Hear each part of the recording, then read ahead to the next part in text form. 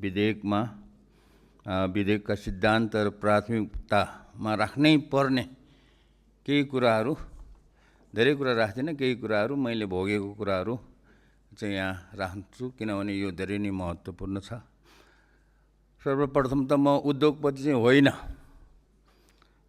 होइन, एउटा समाजसेवी हो, तर म चाहिँ उद्योग चाहिँ चलाइरहेको छु। वीरगञ्जको कृषि औजार कारखाना त्यो चाहिँ नेपाल सरकारकै उद्योग हो। त्यसैले कारखाना चलाएपछि अब नक्कली उद्योगपति चाहिँ भएको छु। र यसमा उद्योगहरू चलाउनको लागि के छ त भन्दाखेरि मैले अघि भर्खर यसमा यहीँ बस्दै यो मोबाइलमा के अरे च्याट जिपिटीलाई सोधेको, कुनै पनि देशले, विकसित देशहरूले कुनै पनि उद्योग धन्दाहरूलाई चाहिने कच्चा पदार्थहरू आयात गर्दाखेरि त्यो चाहिँ कर चाहिँ लगाउँछन् कि लगाउँदैनन् भनेर, इम्पोर्ट ट्याक्स लगाउँछन् कि लगाउँदैनन् भनेर च्याट जिपिटीलाई सोधेको, लगाउँदैन अरे।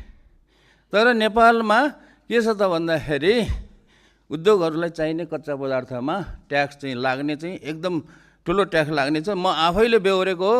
वीरगञ्जको कृषि औजार कारखानालाई चाहिने उद्योगहरूलाई त्यो औजारलाई कारखाना चाहिने कच्चा पदार्थमा ल्याउँदाखेरि मैले ट्याक्स तिरिराखेको छ, हामीले ट्याक्स तिरिराखेको छ।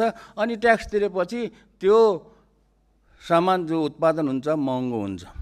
तर उताबाट बनाउ भएका कृषिका औजारहरू ल्याउँदाखेरि चाहिँ ट्याक्स चाहिँ लाग्दैन। यो चाहिँ एकदमै नमिल्ने कुरा छ। यो चाहिँ होस् भन्ने कुराहरू म चाहिँ भन्न चाहन्छु, पहिलो कुरो चाहिँ। दोस्रो कुरो चाहिँ नेपालमा प्याटेन्ट अफिस छैन। प्याटेन्ट अफिस छ, नाम मात्रको छ, त्यो चाहिँ काम छैन। किनभने त्यसलाई चाहिँ गजै व्यवस्था गर्नुपर्ने व्यवस्था छैन। त्यसैले हाम्रो नेपाली भाइहरू, केही भाइहरू छन्, उनीहरूले चाहिँ केही कुराहरूको प्याटेन्ट गर्नु पर्यो भने चाहिँ इन्डिया पनि जान्छन् र बाहिरतिर पनि गर्छन्। र विदेशमा बस्ने हाम्रो नेपाली एनआरएनए भाइ बहिनीहरूले चाहिँ नेपालमा प्याटेन्ट अफिस भयो भने हामी पनि हाम्रो चाहिँ उनीहरूको जुन इन्टेलेक्चुअल प्रोपर्टी छ त्यो के अरे नेपालमै राख्छौँ भनेर ल्याउँछौँ, दर्ता गर्छौँ पनि भनिराखेको छन्। त्यसैले राम्रो प्याटेन्ट अफिस होस् र नेपालमा मात्रै होइन, कसैले नयाँ कुरा इन्टेलेक्चुअल प्रोपर्टी प्याटेन्ट गर्नु पर्यो भने विदेशमा जाँदाखेरि सक्दैन, यति महँगो हुन्छ। त्यो विदेशमा प्याटेन्ट गर्नुपर्छ, फेरि नेपालमा मात्रै प्याटेन्ट गरेर हुँदैन।